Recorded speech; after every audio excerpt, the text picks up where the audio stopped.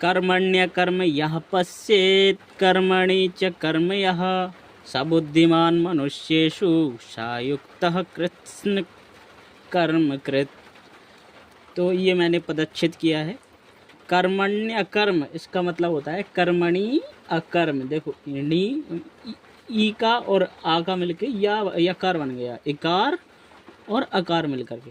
ऐसे ही पश्चेद कर्मणि, यहाँ व्यंजन संधि है तो पश्चेत अकर्मणि, अकार ये छुपा हुआ था और ये तकार का दकार बन जाता है संधि में। ठीक है, तो अब समझना होगा मैं कि कर्मणि अकर्म क्या है, मतलब जो करने योग्य कर्म है उसमें भी अकर्म क्या है, और अकर्मणि च कर्म यह, और जो ना करने योग्य कर्म है उसमें करने योग्य क्या है।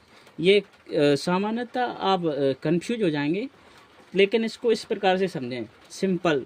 देखिए कर्मण्य कर्म यह पश्य, जो कर्म में अकर्म देख लेता है, मतलब जैसे दान देना अच्छा काम है, लेकिन आप देख रहे हो सामने वाला कैसा है, शराब पीने वाला है जिसको हम दान दे रहे हैं, या चोर है, या फिर मतलब हमारा दान कहीं व्यर्थ जा रहा है, लालचियों के हाथ में जा रहा है।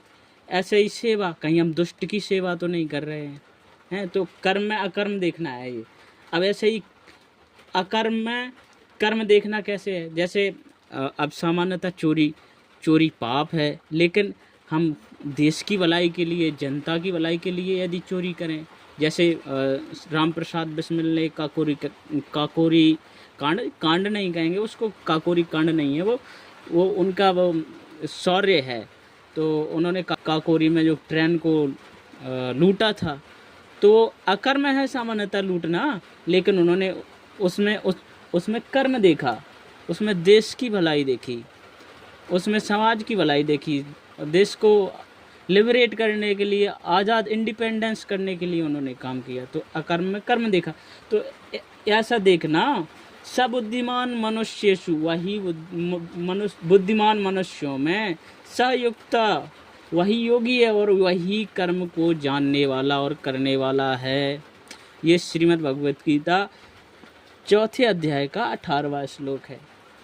तो दोस्तों भगवत गीता जो मैं जिस प्रकार से समझ पा रहा हूँ, तो आपको कैसा लगा? आप अगर आपको अच्छा लगा, थोड़ा भी समझ में आया हो तो फीडबैक देना, और ना भी लगा, कुछ कमियां रह गई हो तो वो भी बताना।